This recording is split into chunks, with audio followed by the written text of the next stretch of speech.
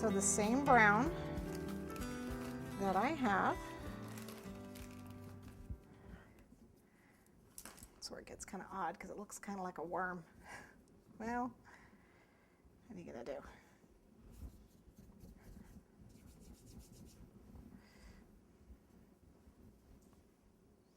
It's gonna taper down to a little point. Be fatter on the end. I don't want to make it too long.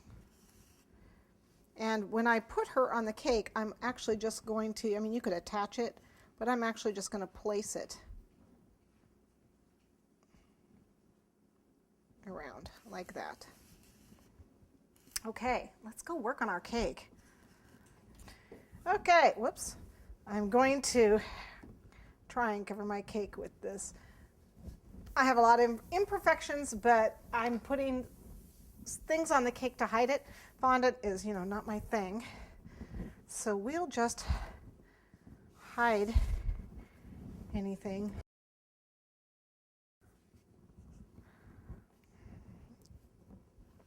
Okay, from the top, I would normally do it in rolled buttercream. As you know, I like that a lot better, but this is what I had. Did not put a thick layer. It's going to be kind of bumpy, but it is a pin cushion.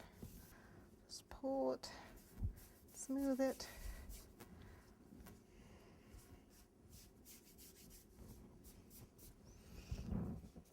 Okay,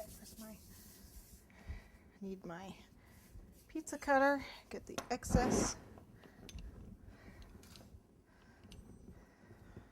It dries very fast. Something about red.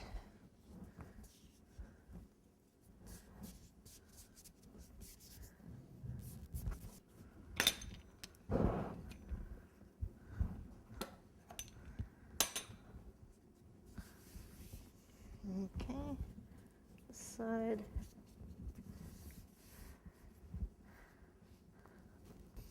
Just get the little back here.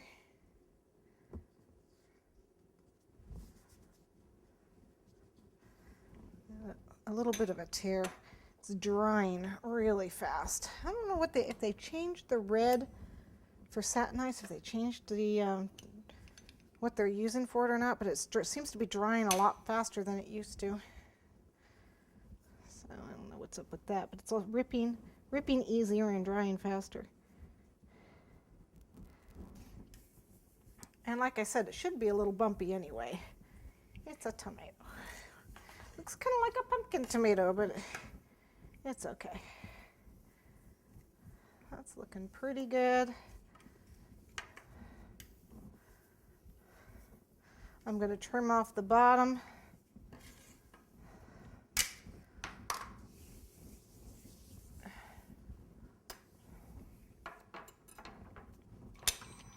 See if I can get down there to trim that.